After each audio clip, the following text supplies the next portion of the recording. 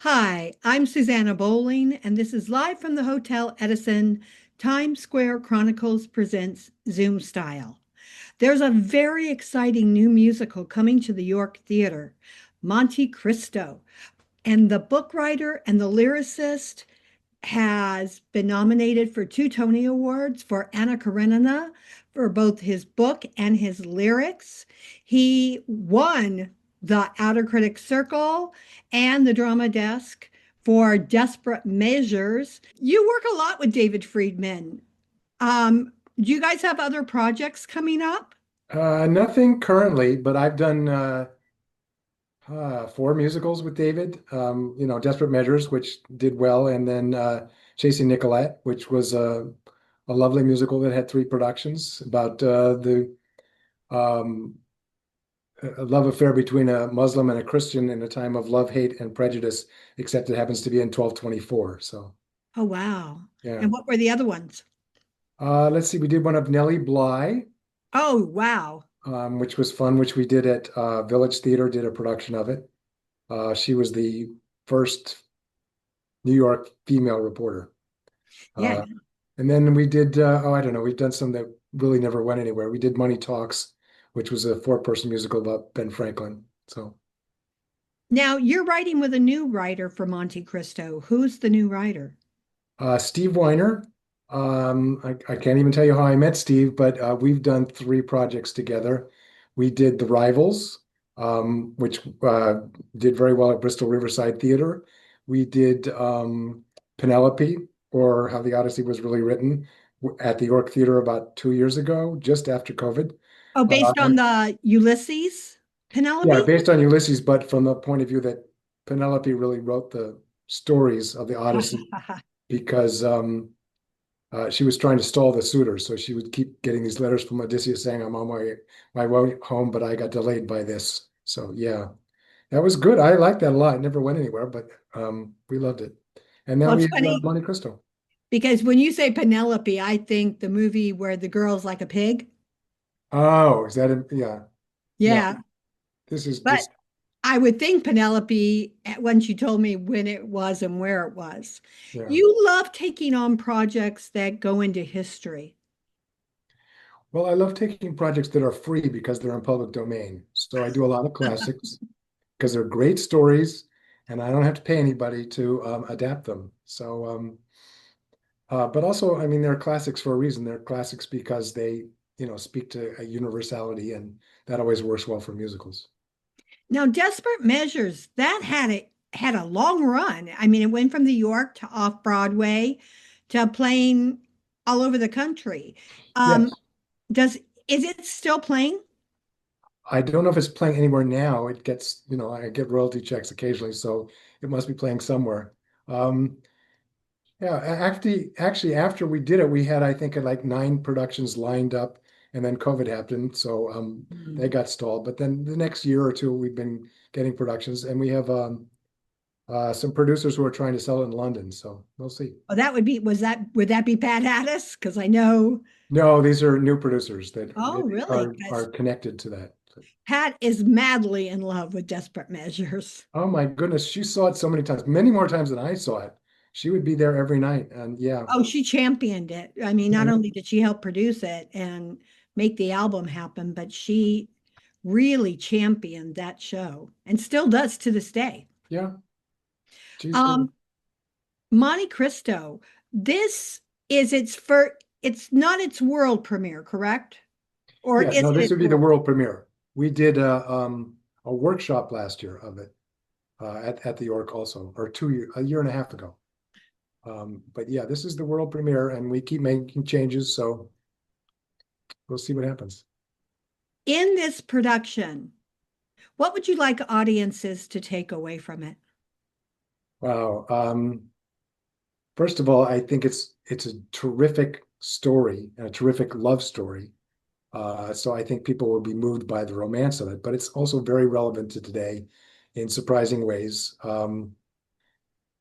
First of all, it's the reason Edmond Dantes gets in trouble is because there's this narcissist who wants to get back into power, and in that case, it happens to be Napoleon. But the analogies to today are pretty striking. Um, Is that James Judy or Norm Lewis?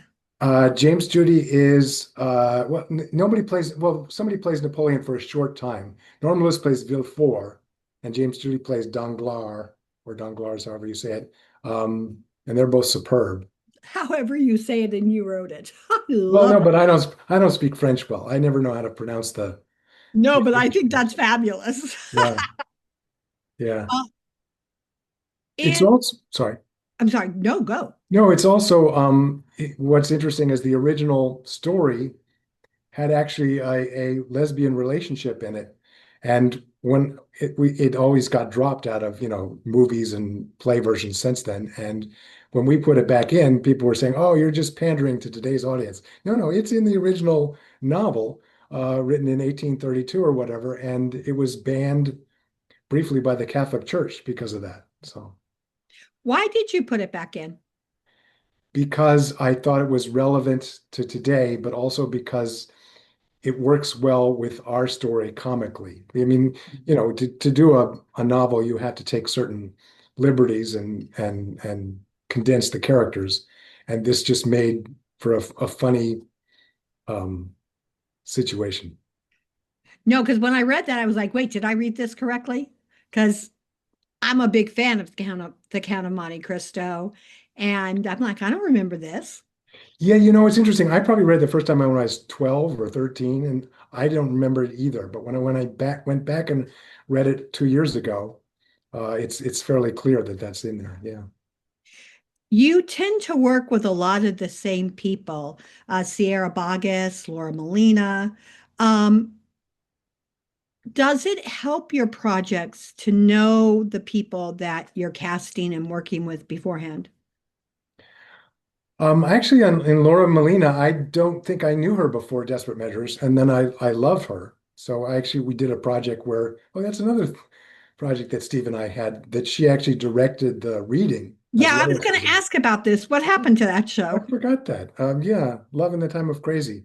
We did a couple readings that never went anywhere, unfortunately, but she was wonderful. What a director she made. So You did it at Theater 555, right? did it once at Theater 555 and once at another theater. I forget which one, and once under the York's auspices.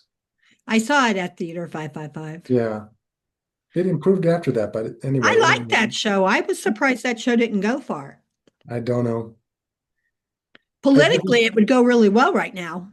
Well, it might or it might not. I don't know. If people, I had one producer who said, I love this show. I will do it if you can have it not have anything to do with the person currently in office. And I said, no, we can't do that because that's really what it's about. Exactly. Yeah.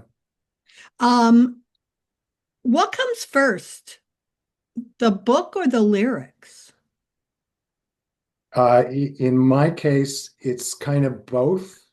I think of, well, this would make a good, song lyric, and how does the book lead up to it? Um, so it depends. I always write the lyrics before the music, just because that to me is, how my brain will work. No, Um, that makes sense. yeah, Has it ever come a chance that the music has come first and then you've written the lyric and you're like, dang, that's a great song? not really. One time on Anna Karenina, I had the composer play this beautiful music, and I said, "God, that's gorgeous." But I don't know how to write to it or what to write. And then I wrote a song, and he goes, "Oh, that worked with the music I already wrote." And that was the Oh. best song in the show. So yeah. Yeah, because sometimes the things that you don't expect come off as surprises. Yeah, yeah. I also I love to tell this story because when I write a lyric, I will write it with a melody in mind because otherwise, something I made up, because otherwise it will have no form. And I remember working with David Friedman, we had this song in Chasing Nicolette called Stranger and Stranger. And my first melody was Stranger and stranger coming together to be joined as one. Oh, And I I thought, like "Oh, that. that's not so bad. Yeah, I like that." So I said to my son, who was 8 years old at the time, I said, "Dylan, what do you think of this melody? Stranger and stranger coming together." He said, "Daddy, that's Jurassic Park." So yeah, I usually like borrow the melodies from somewhere, I and the composer love the writes something fact that incredible. your son knew it was Jurassic Park. I love the fact that I didn't, but yes, yeah, he was. Well, that was his favorite movie at that time. No, but it's ironic because when I used to go see shows Yeah. and they stole, and I still do it actually, and you steal from somebody else's music, I instantaneously know. Wow. And the song that they've stolen from, it'll play in my head. So when I leave the theater, all of a sudden that song pops out in my head. Yeah. So I've Yeah, well, I always, mean, it's only me who makes up melodies that turn out to be stolen. But the composers I work with are great. no, so not you. Yeah. Definitely not you. I mean, I can name shows where they literally ripped. Ooh, prime example, the Book of Mormon. Oh, really? Oh my God. They ripped off Alan Menken like there's no tomorrow. Wow. Yeah, the song that is sung in Newsies, Santa Fe. Santa Fe's in the Book of Mormon. Wow. And that movie came out first. Yes, it did. I remember it. Yeah. So, I mean, honestly, chorus line. Oh my God, Marvin Hamlish stole from a lot because my mom went to New York and saw chorus line, came back and brought me the CD or the album. And I was like, oh no, that's this, that's this. Mom, what is this? And she's like, how do you do that? I'm like, I don't know. Just do. Uh-oh. No, your music and your lyrics cut to the heart of things. They're simplistic in a way that's complicated. I like And that. no, it's lovely.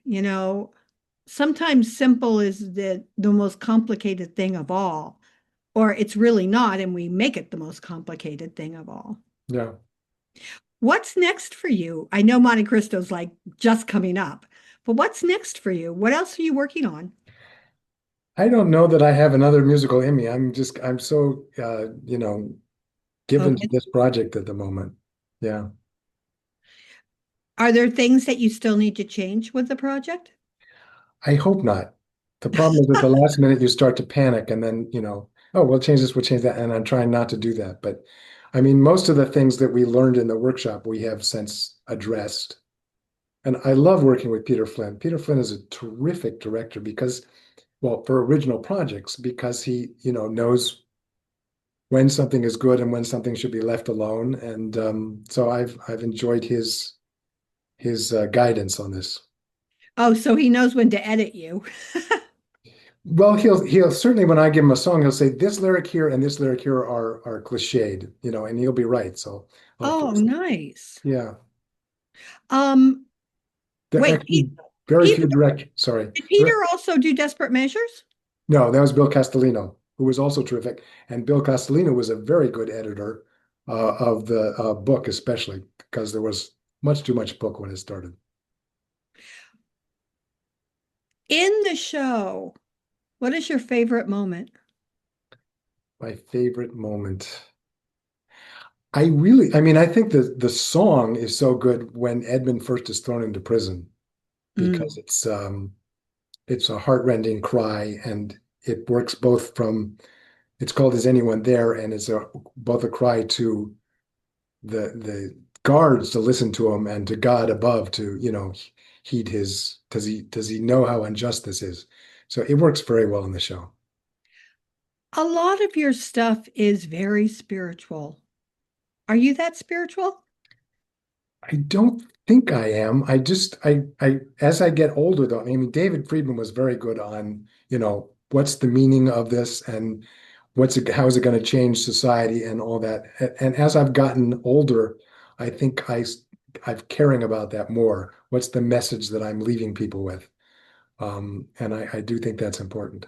And it's certainly part of Monte Cristo, where, he's Edmund is trying to wreak revenge and then realizes that revenge is not as satisfying as he thought.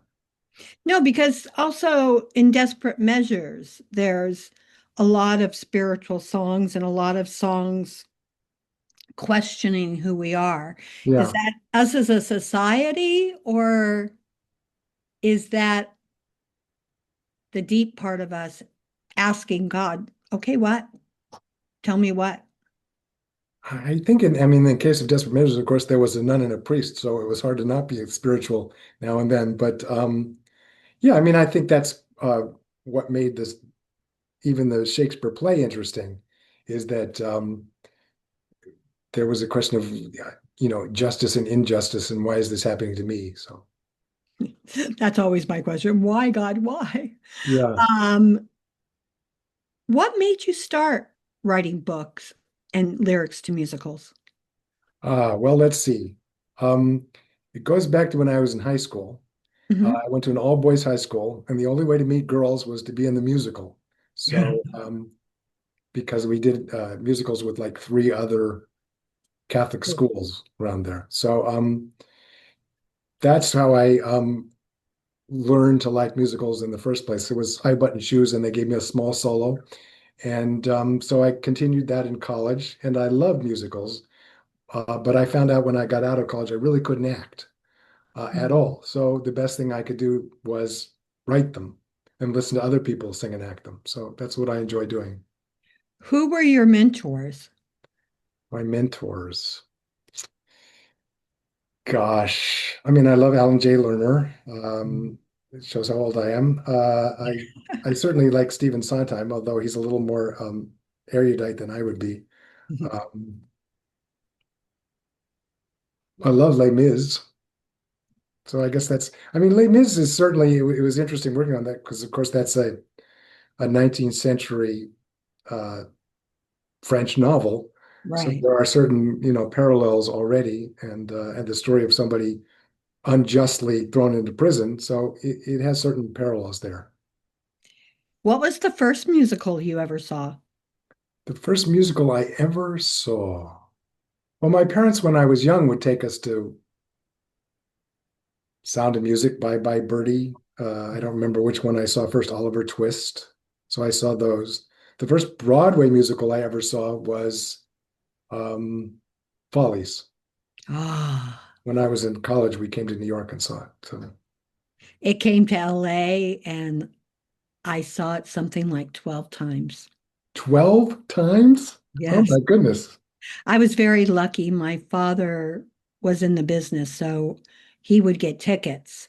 And yeah, I don't bother me. I can't cope. I think I saw like 20 times. If I liked a show, I wanted to go back. And you saw the original, right? Yes, the original So Gene Miracle. Nelson, oh my God, The Right Girl, that was one of the best things I ever saw. Um, Dorothy Loudon. yeah.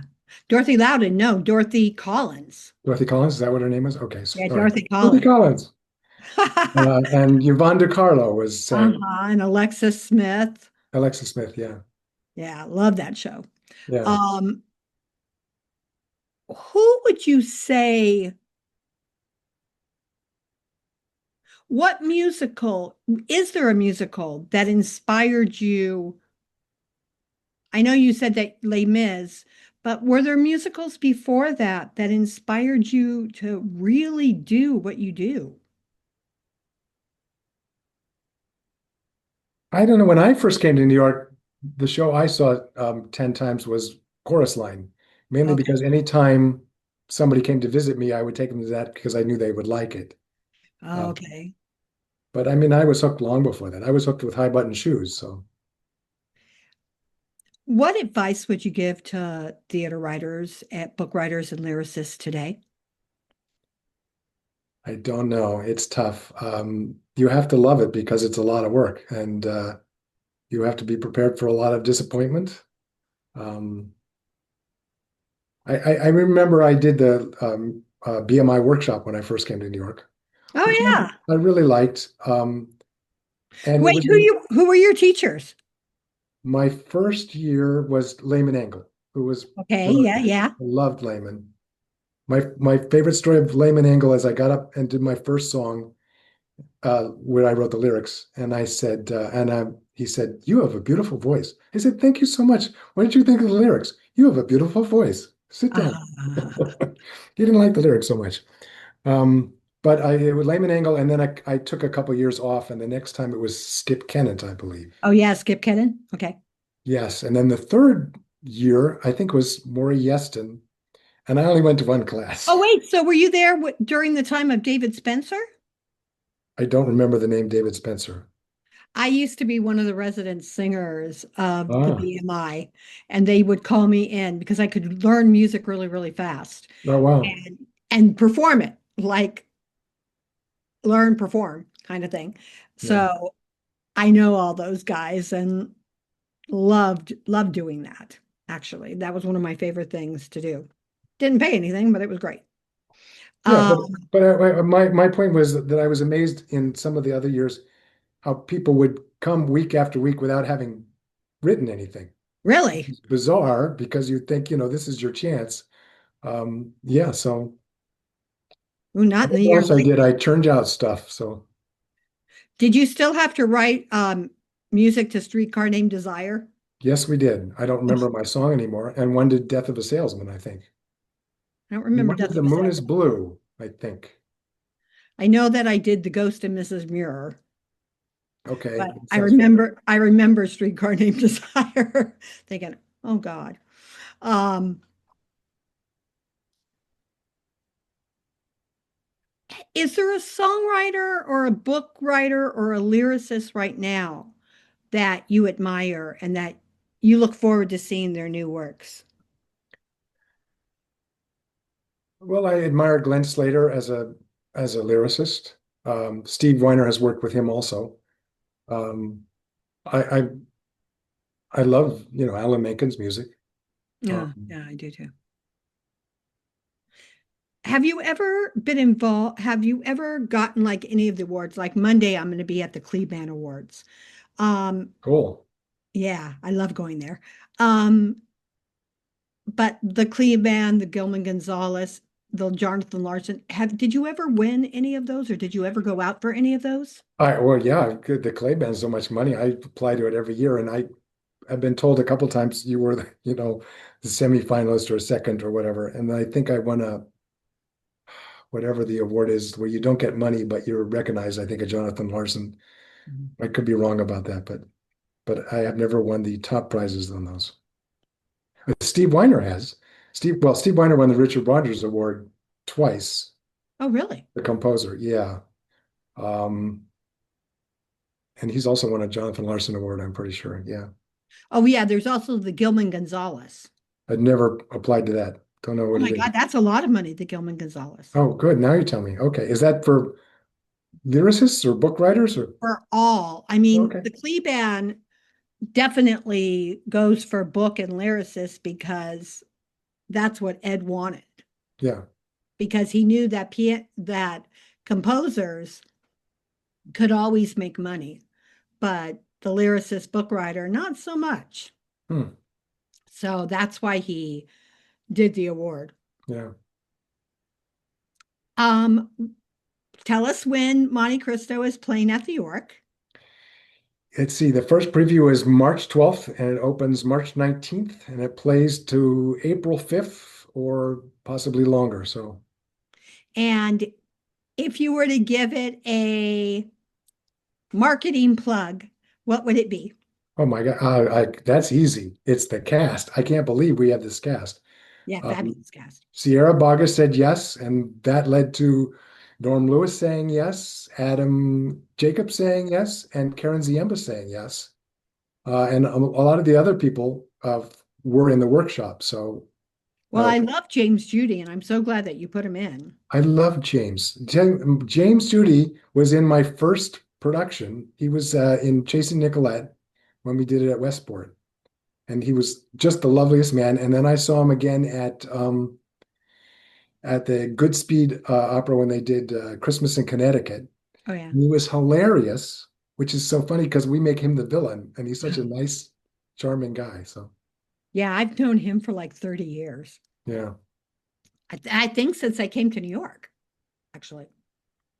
Um, what is the one thing that I haven't asked you or that you've never been asked that you would like audiences to know about you?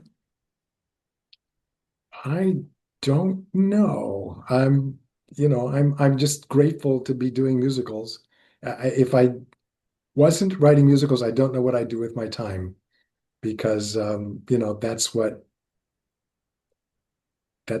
way I see life, I guess, as a musical, which is probably not a healthy way to look at life, but anyway, that's what I do. I forgot to ask you my favorite question. Uh-oh.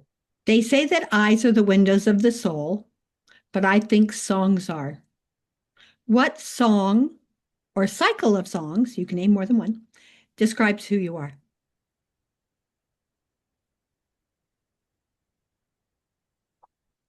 Gosh. They can be your own. Well, I like a lot of David Friedman's songs for capturing, including Listen to Your Heart and We Live on Borrowed Time. If you want to give me a sec, and he and I wrote a song called Nothing in Common. So I suppose if you wanted to choose a cycle of songs, they would be David Friedman songs. I love it. I love David Freeman's song. I sing them all the time. Thank you so much for Well, being thank with you. us. And see, wasn't painful, right? We'll see. Oh, that's hilarious. Okay.